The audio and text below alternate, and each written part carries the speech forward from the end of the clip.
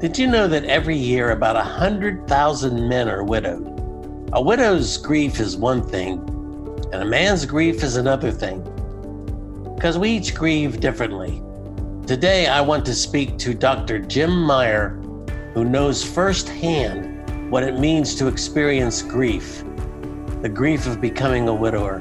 Hi, I'm Dr. Chuck Betters, and I'm the host today of the Help and Hope podcast, which is produced by Mark Inc. Ministries. Jim, you know what it is like to lose your wife and to struggle to find that new level of normal. I want to thank you for being here. I want to ask you to maybe introduce yourself to our audience and tell us about what's going on in your life right now. Thank you, Jack. I've been a pastor for the past 35 years with the Evangelical Free Church of America. Pastor currently with my son, we co-pastor the Pocono Evangelical Free Church. I've also went back after being in the ministry for over a decade to get more counseling training, realizing how important that was. Received a master's and then eventually a doctorate in the field, wrestling with what does it look like to really help people as a shepherd. A shepherd is more than somebody who preaches on Sunday. A shepherd is somebody who takes care of the flock. And so I became very concerned with what it looks like to genuinely take care of people. Out of both my education and training, I started teaching at Cairn University. I was teaching there for 23 years and teaching primarily in their master's in counseling program. I also developed a ministry to pastors and missionaries primarily called Discipleship Counseling Resources that came out of our church.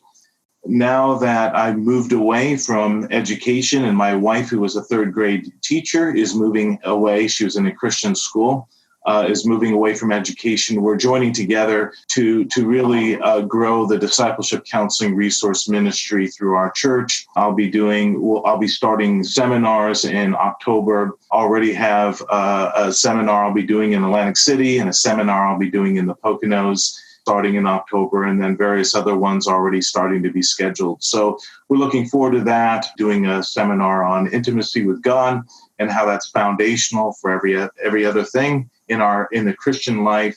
And then in Atlantic City, I'll be doing a training / seminar on trauma. So that's a little bit about me. I lost my first wife after 22 and a half years of marriage to a car accident. My current wife, lost her husband to brain cancer, and we found each other and have been married now for 11 years. It is interesting that we expand Mark Inc. Ministries really all over the world with questions that people send in. I'm somewhat alarmed, if that's the right word, at the human pain that's out there. The need for Christians and Christian leaders to wake up and to realize that we need counselors.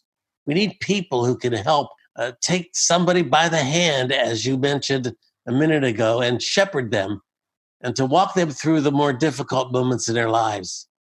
You mentioned that you were a widower after 22 years of marriage? 22 and a half years of marriage. Why don't you tell us a little bit about that?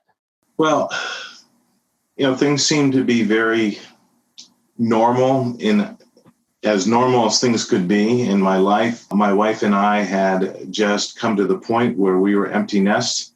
Our children were both in school at the time, and we were really enjoying it. And we had a discussion with each other 3 days before Rhonda passed away about how we were just really blessed to enjoy the time of empty nest and to really develop our relationship further.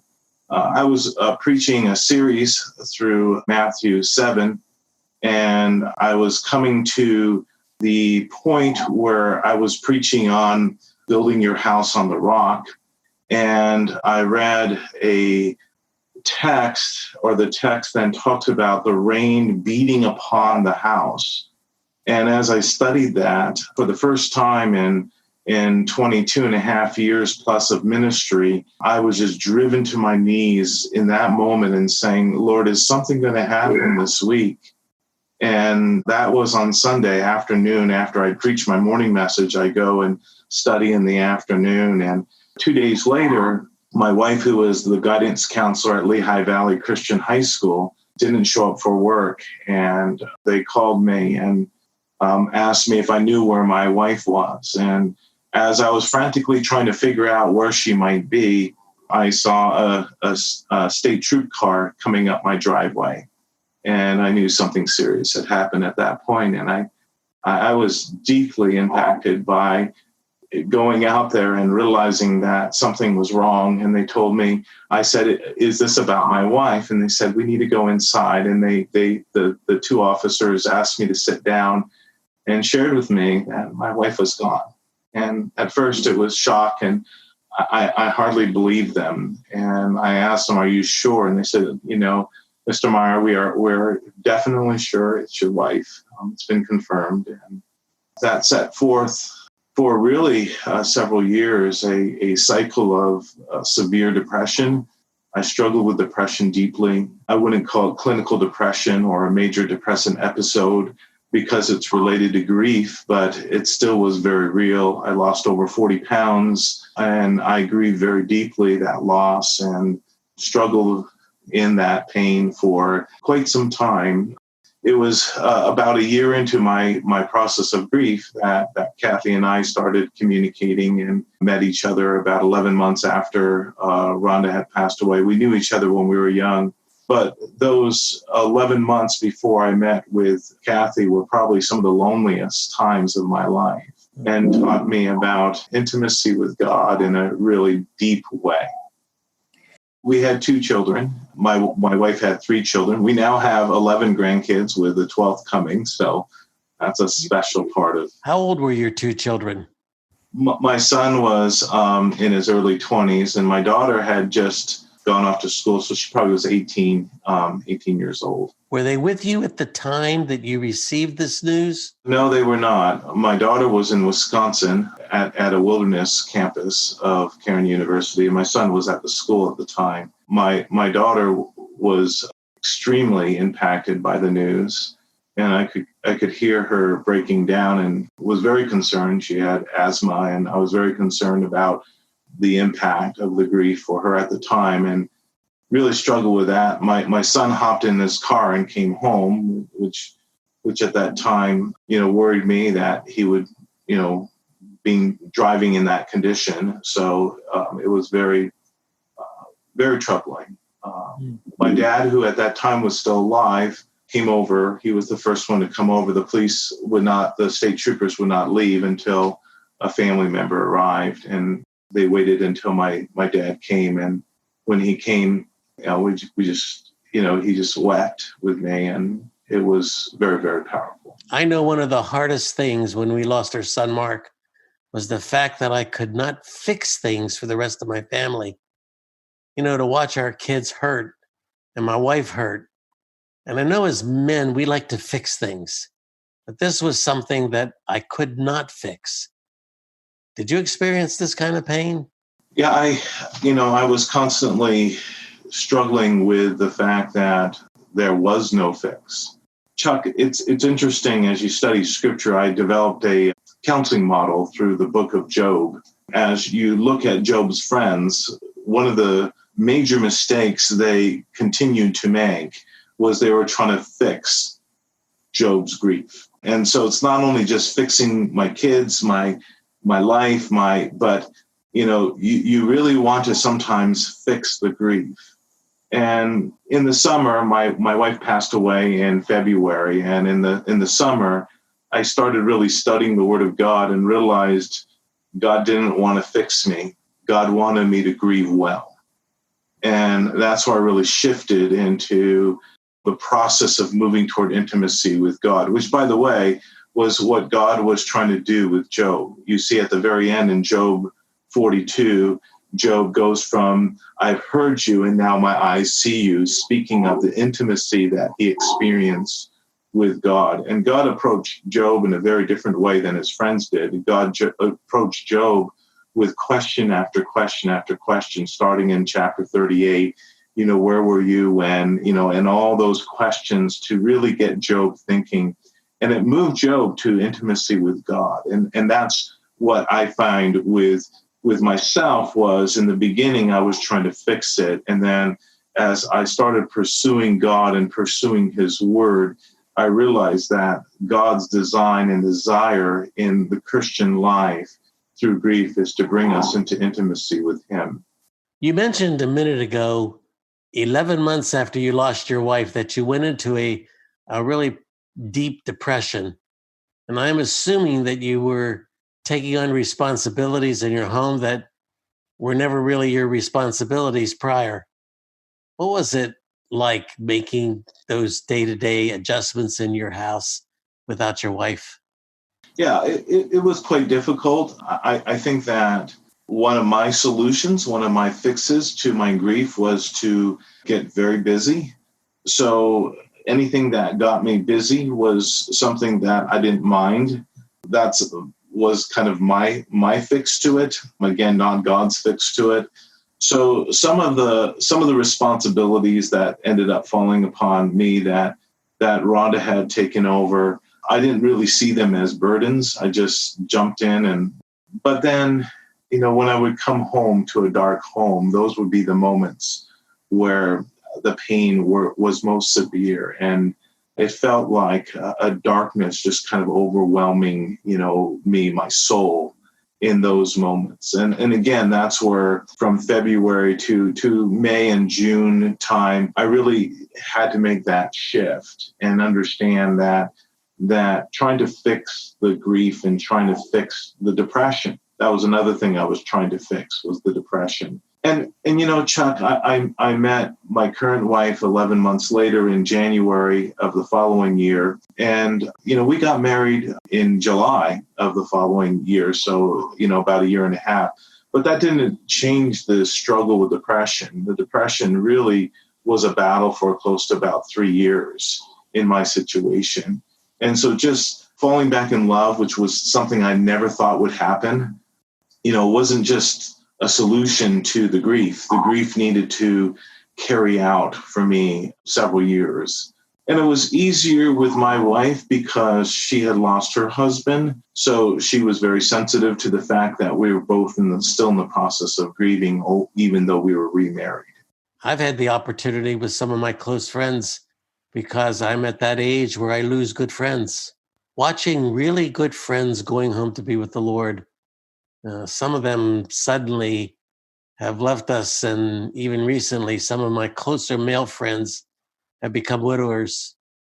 If you had the opportunity to talk to them right now when they're fresh, they're just beginning the journey, they're just starting to understand that they're going to come home to that dark room every day, and they're going to look around for their spouse and she's not there. I think you can identify with those feelings. What would you say to those men as they're really just beginning their journey?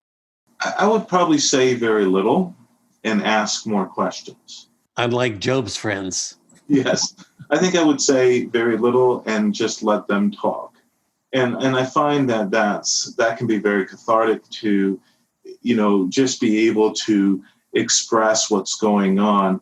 One of the things that I learned after, again, I'm one of my sinful tendencies is to fix things. And it comes often from pride and not humility. And even so, the Lord graciously shows us that over and over again. And one of my fixes was, as a professor at that time, was I'll just study this out and figure it out. And, I had taught on grief and worked as a pastor with many grief situations. So I figured I could figure it out. I read many books and did a lot of study and a lot of thinking and a lot of processing. And, what I realized through that journey is everyone's grief journey is very different. And, Jesus recognized that in John chapter 11 when he ministered to both Martha and Mary in their grief. With Martha, we have him saying, "I'm the resurrection and the life," and this amazing theological truth coming out of his interaction. It's interesting, Martha started at the same place. "Master, if you had been here, my brother would not have died."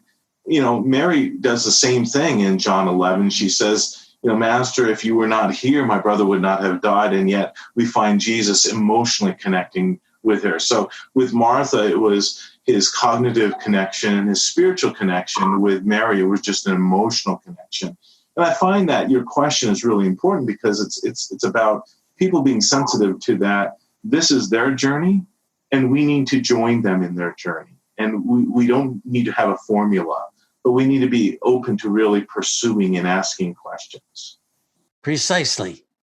When you see a friend who is walking through this very painful time and he's making bad decisions, and you as a good friend can see those decisions and the price tag that they're going to have, and that the price tag will actually increase their pain and sorrow instead of help them heal. What do you do about that?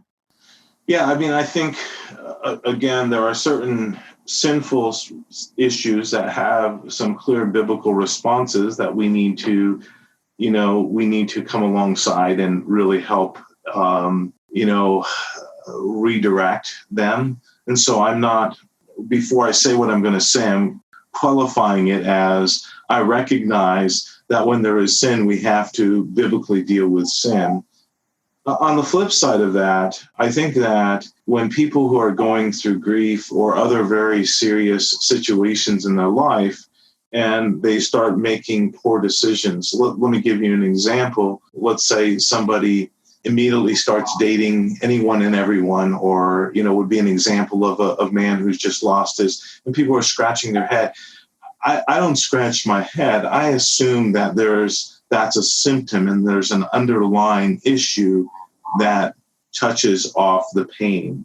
And so what I do, and again, I'm a trained counselor, what I do is I often pursue somebody in that situation with, what do you think is really underneath this decision that you've made, or this decision that you seem to be making?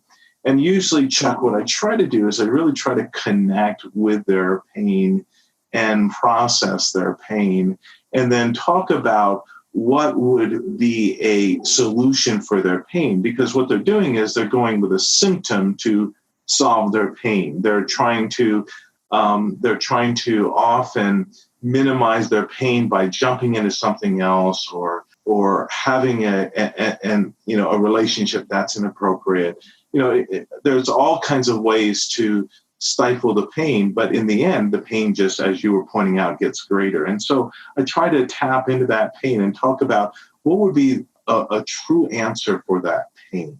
And it comes really back to intimacy with Christ. And when I get them in that direction and moving in that direction, then often the mistakes that they're making take care of themselves. Rather than going the harsh biblical discipline approach, I start on the other end of things and really try to help them to see that there's a much better solution for their pain. You mentioned in the first part that there was an ongoing, developing relationship with the Lord. I want to explore that a little bit more.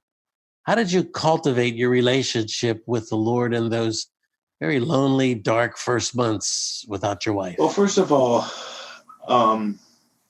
my struggle with God wasn't that he took Rhonda. I accepted his will in that. My struggle was that God wasn't there in a physical way. And I really battled with that, with God, that he wasn't there in a physical way. Jesus is omnipresent God. He says, "Lo, I am with you always." But that is the side of him that is deity, the side of him that his man is at the right hand of the Father. And I wanted him to reach down his right hand and touch me.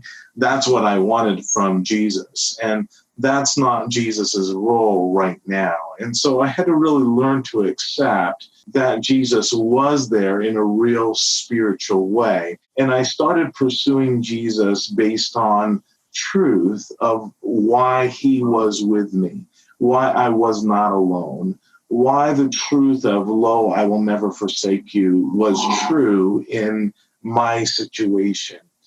And as I started studying that, and I actually in the summer preached a series, did some writing on this, I really started to see how I transfer my marital relationship and what Rhonda gave me to Christ. And what I needed to do was I needed to receive and accept from Christ what he gives. And when that happened, it brought some very significant, deep, intimate times with Jesus. Didn't take away the depression. But here's what it did. I learned that the fruit of the Spirit is not taken away by depression or by grief. I learned that the fruit of the Spirit is there in spite of. And so I learned to pursue the love, the joy, the peace. We'll just start with those three. But I learned that I could have joy in the midst of my grief. I learned that I could have the peace of God in the midst of my grief. And it didn't take away the grief and it didn't take away the depression, but it changed it and started me on a path to pursue those biblical blessings that we have, the grace of God, the mercy of God, the peace of God, the joy of the Lord. How do you begin to establish a relationship with another person romantically? Talk to that man out there who wants to get involved with someone else, but has children that maybe don't understand why he wants to do that or why he wants to do that so soon. I have a feeling that your circumstance is a little different from what most men would have to go through. You met someone who experienced grief herself. You seem to have known her from before. So maybe that's a little bit different, but when friends encourage the widower, maybe a year later, isn't it time for you to go and meet someone, some other person, some other people, maybe establish some companionship? How does a man do that? How does he handle that? That's a really hard question. And as I was kind of thinking on this and struggling with it, again, I would approach, rather than telling somebody what to do in their grief, to pursue them and to pursue the topic. There are certain topics that even close friends and people I would have expected to didn't pursue it. And I think that those are topics that often are, quote, taboo.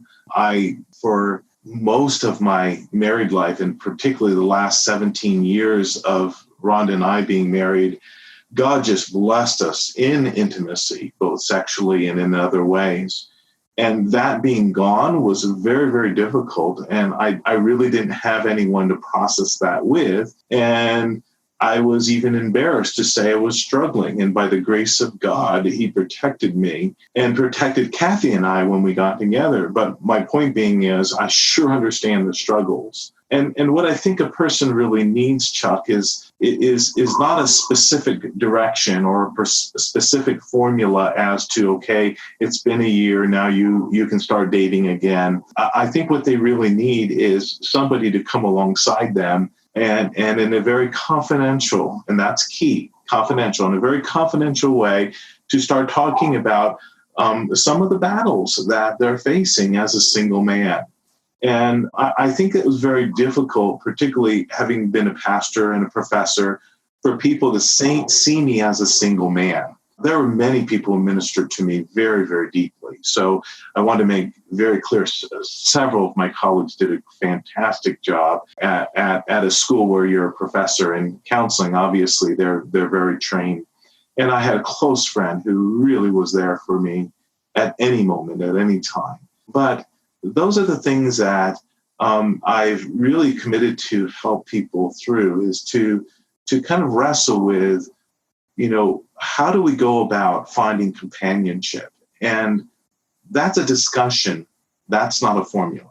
There's a relationship that a person has with a spouse that is so intimate that it is not shared with someone else. I mean, there are things between a man and a woman that you just don't go around sharing, and suddenly it's gone. Suddenly that dimension of your life it's no longer there, and you're alone. And I've been asked this question many times: what does a man do when sexually he no longer has a partner? That was the hardest part for me. I really didn't know what to do. And secondly, I was frustrated with the scriptures, because the scriptures aren't as clear as I would like them to be. It was like, Lord, just tell me and I will do it.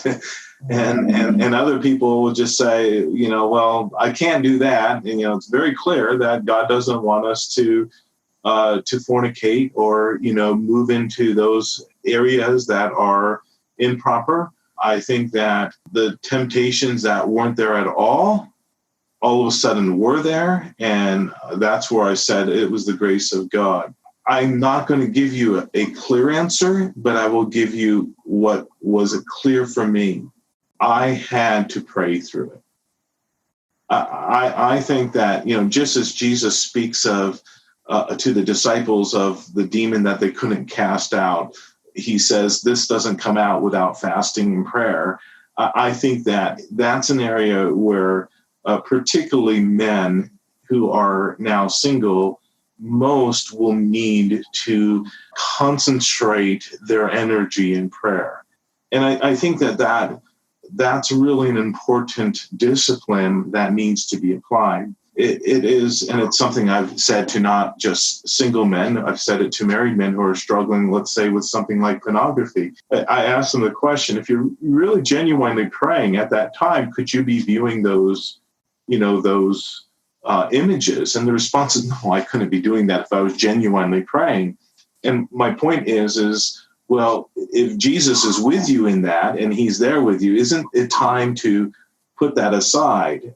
For me, that wasn't the issue, but there were other issues that I really struggled in my thinking and my processes, and how do I handle that? And, the other issue, and I realize that, people get offended by the terminology. So understand that we're talking about from a counseling point of view here is the issue of masturbation. That's a very, very difficult issue. And unfortunately, they're not as clear answers as people would like. And so the response to that is, you really need in that moment intimacy with Christ. Otherwise, the enemy will come in. And that I know, the enemy will come in and use those sexual temptations to take you down a path of destruction.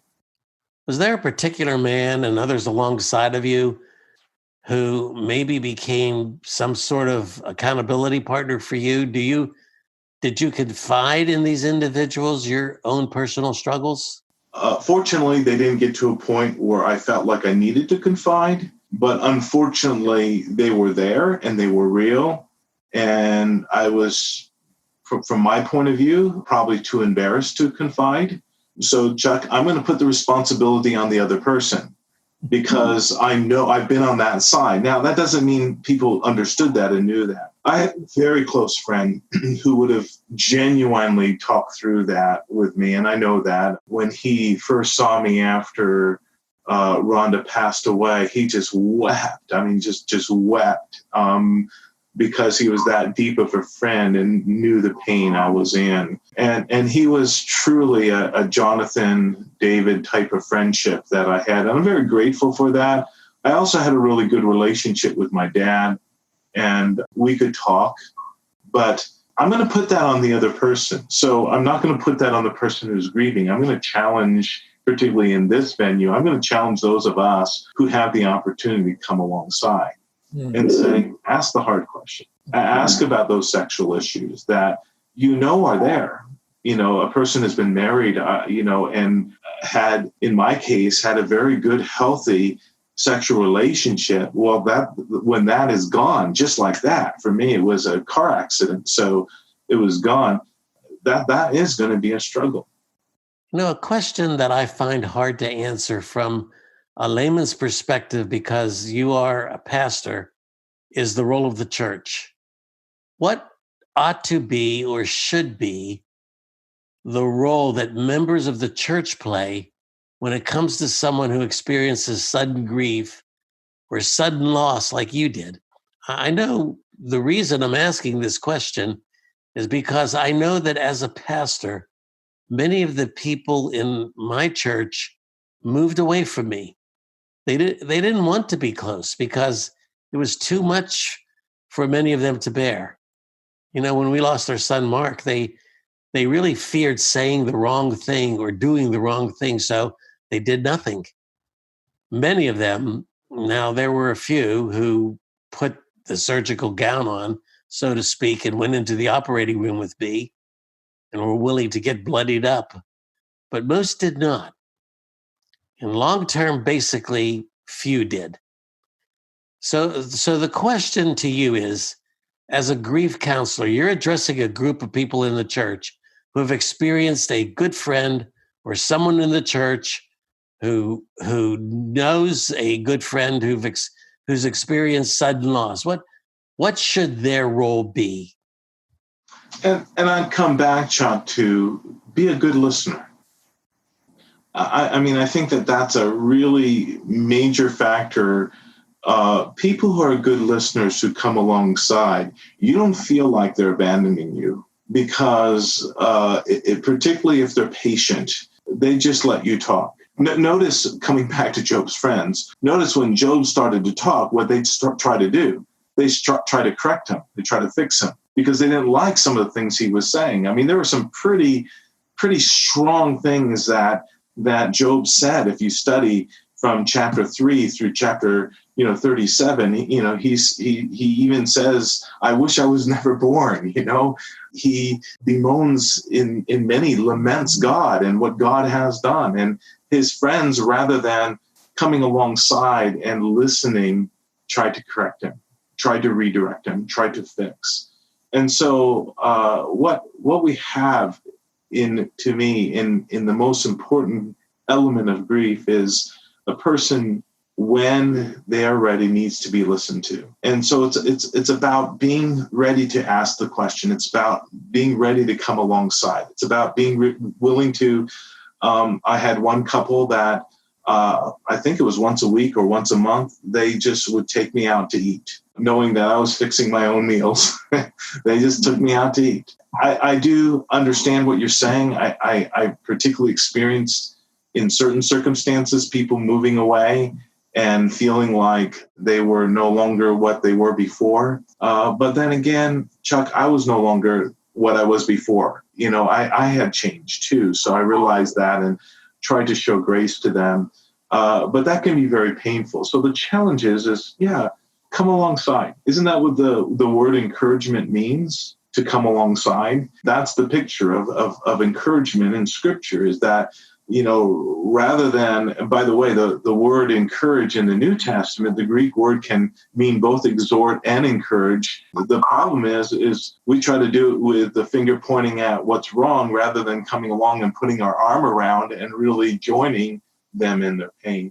And so I'm going to talk about the one ingredient that I think is crucial to be able to be a good listener, and that is empathy. That is just really allowing your heart to feel the pain and sit in the pain with the person. And empathy, to me, is key to that answer.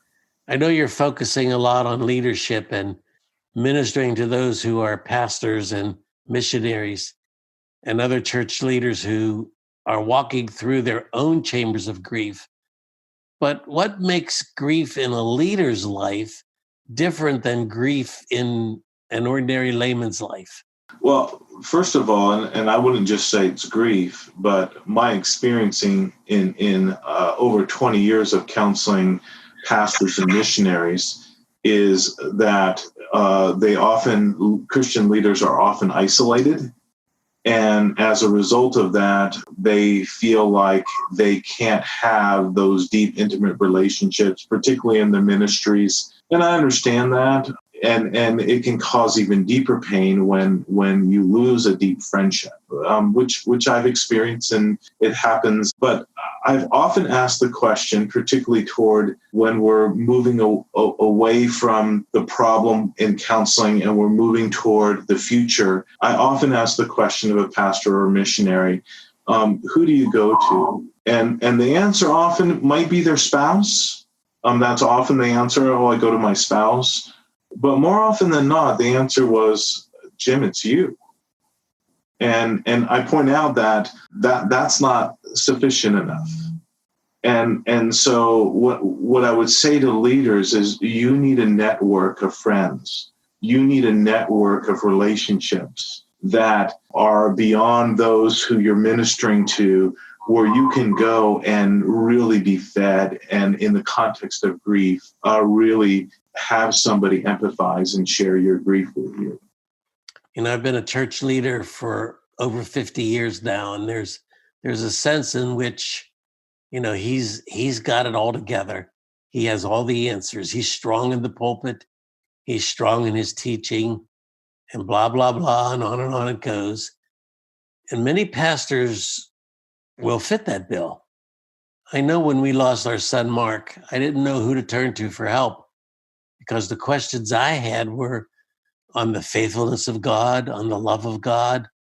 The things that ran through my head during that time were, Lord, you're supposed to be my heavenly Father, and I'm a father, and I would never treat my children this way. I would never allow my children to go through this kind of sorrow. So why are you? And, questioning the love of God and questioning his faithfulness. And I had no one to turn to, because whoever I would turn to in the church, it could shatter their understanding of faith. I did have a brother who is a president of a seminary, and contacted him. And I said, I'm having a real faith struggle right now, and I need to run some things by you. And that man met me several times and allowed me to spew things that really kind of bordered on blasphemy, things that really questioned God's love for me, etc. And I think pastors and missionaries, they're in a tough place because they don't have that transparency and vulnerability with their congregations that they should have. But, then as I look back on it, one of the things that I did was I made a choice. I chose to grieve in front of the congregation and allow them to walk the journey with me. I remember I preached a series of messages called Surprised by Suffering, which were my own struggles, all of them. All of the struggles that I was experiencing came out in the pulpit. I remember telling my family that I don't have much that I can offer you right now because I don't have any answers for this. But listen to my preaching, because the end result of my week-long struggle with what I share on Sunday mornings is my preaching. Listen to that carefully. It'll take you back, I hope, to what the scriptures say. And we believe those scriptures by faith, and that they are our lifeline. Does that sound like a reasonable approach for leaders to take? Well, I do think that what God has given us, he wants us to share. So if God has given you grief, what you say here is very powerful. You shared your grief with your congregation. I surely was an example of that, particularly in the summer when I started preaching on intimacy with God. I used my grief as kind of that forum to kind of share what I was learning about intimacy with God. And so you use the term suffering, I use the term intimacy, but I'm sure our messages often reflected similar themes. And I think that can be very, very important. But I also would say, and to me, this is something I constantly emphasize, God hasn't called us into isolation. And so what you did by pursuing somebody who would talk with you was vitally important. And so that to me is really key, is that you have a place to go where you can talk about your grief with somebody. As you said, even in like some of the lamenting Psalms were inspired by the Spirit of God, but don't include truth about God. Sometimes when you read Lamentations 3, you're shocked at Jeremiah's anger with God through the first 18 verses, as he says, God, you're a bear, you're tearing me apart, you're doing this, you've broken my teeth with gravel, all the things that he says. Well, of course, a little bit later, he says, the steadfast love of the Lord never ceases. His mercies never come to an end. And so it is that lamenting process that I think our culture often has lost. That lamenting process that allowed Jeremiah to recognize and come to that place. And then he goes back to some more lamenting. But to me, having a healthy place to share that where you won't be attacked or won't be used against you. And frankly, I think that for many Christian leaders, they need to have a Christian counselor, a good, godly, biblical Christian counselor who can listen to them. When I counsel pastors, I don't need to preach at them. They already know the word. But I need them to rediscover their relationship with God more often than not. And that's what's key. I know those of us in the ministry, especially Sharon and I, we like to talk about the gift of wrestling, where somehow or another we Christians have learned that to beat on God's chest is somehow immoral, it's unbelieving, it's faithlessness. And we teach just the opposite. The night that we were called to the hospital, we didn't know whether or not our son was dead. We had to pass the accident scene. When we got to the hospital, we were informed that he was gone and that his girlfriend was also killed. I remember my wife turned and grabbed me and started screaming and beating on my chest. And she kept saying, no, no, no, no. And all I could do was hold her. And she was just beating on my chest. She just wanted to beat the closest thing to her. And at that point, it was me. We like to equate that to wrestle with God is similar to that, where we turn to him in those moments of grief and those deep moments where we don't have answers and we can't fix it. And we beat on his chest. And all I could do in that moment was hold my wife. All I could do was to put my arms around her and hold her.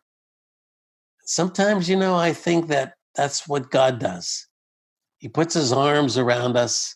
He holds us. He tells us it's going to be okay.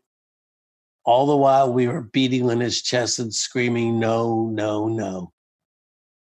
And I think that's what the Lamentations are all about. I think that's what Jeremiah's whole life was all about. And I want to encourage those who might be listening to this to hear what this man is saying to you about that intimacy with Christ. I want to encourage you that intimacy with Christ does not mean that you don't beat on his chest. It's in the church, Jim, that's the place we are supposed to question. Jim, there were people where it was too uncomfortable for them to hear me say some of the things that I said. I mean, for example, I stood up one Sunday and said, I want you to know that this week my struggle was that I didn't know whether or not God exists. I didn't know whether or not my career was one big lie, whether or not I misled you. And we had people who said, I'm sorry, Chuck, I can't take that. And they walked away. They left the church. But for everyone who walked away, it seemed like 10 came. And we had a major boom in our church because they'd never heard such transparency. And I really believe Mark Inc. Ministries exist for the purpose of battling the plasticity of Christianity, that we're all somewhat robots, that we never question some of the hard things in Scripture that we have to deal with. And I'm going to share one more thought with you, and then I want you to end our time together by talking to that man who's sitting there right now listening to this because he picked up this resource because he's a widower. And I want you to talk to that man. But I want to share one more thing.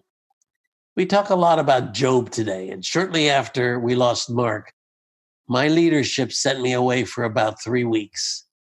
My wife and I, and the two of us, we went to the mountains of Idaho, where I was to craft the vision statement of this exploding church and where we were going to go in the next 5 years or so. And I don't know whether they did me a favor or not, but we really there on the base of the Teton Mountains, I'm kind of looking down into the valley, and we're surrounded by all kinds of wildlife. And it's the most beautiful part of the earth that there must be.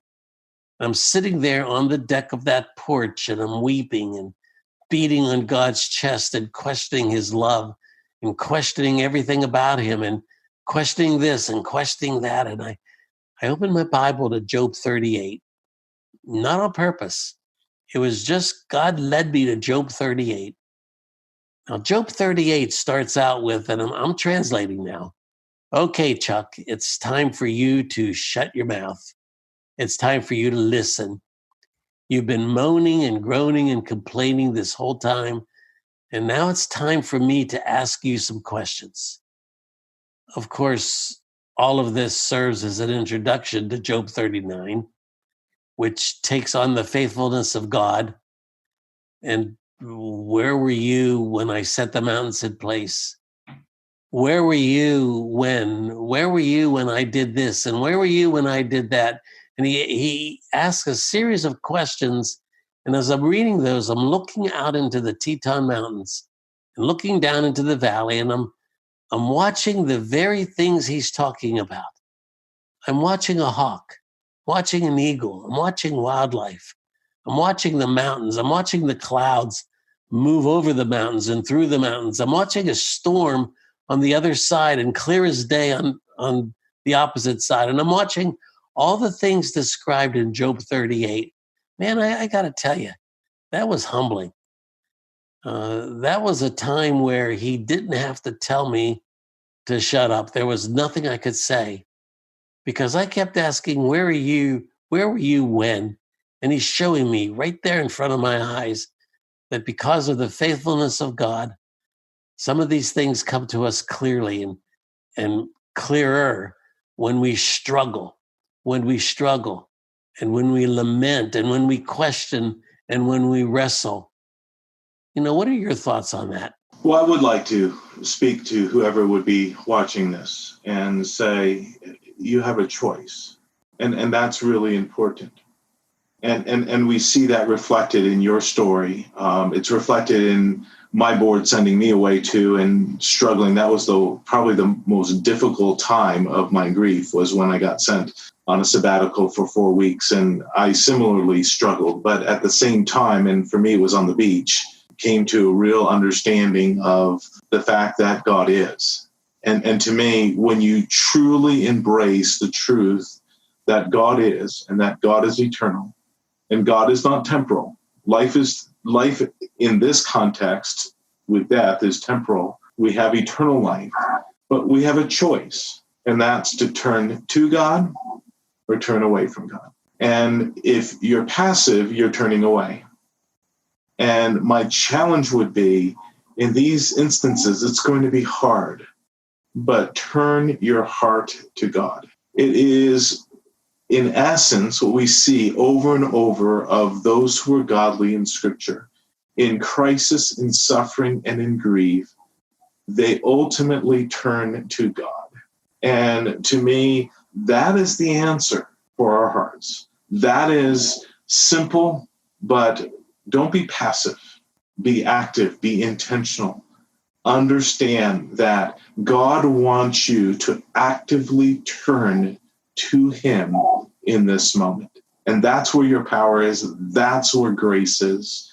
That's where the pain will be used for the glory and honor of God. Dr. Jim Meyer, I want to thank you so much for your willingness to come and share your heart with us. You can hear more stories, that's just Jim's, on a variety of topics when you are finding yourself in pain, in need of help and hope.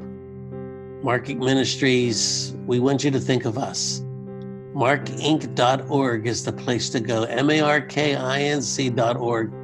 Remember, it's .org and not .com. And each of our help and hope resources address life crises that are often experienced, as you've heard today, in isolation. It's difficult for people to know how to help.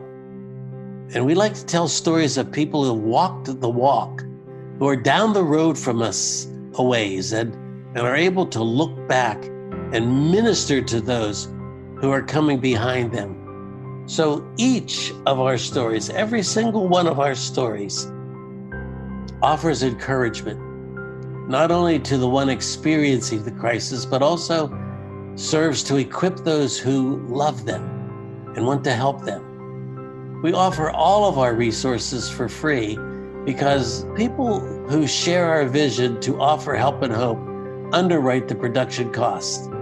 So if this resource, or if any of our resources, have encouraged you, we'd like you to consider joining us in a partnership of ministry. And you can give by visiting Mark Inc., that's MARKINC.org. And I want to thank you for listening. Check out our Help and Hope library and all of the resources we offer.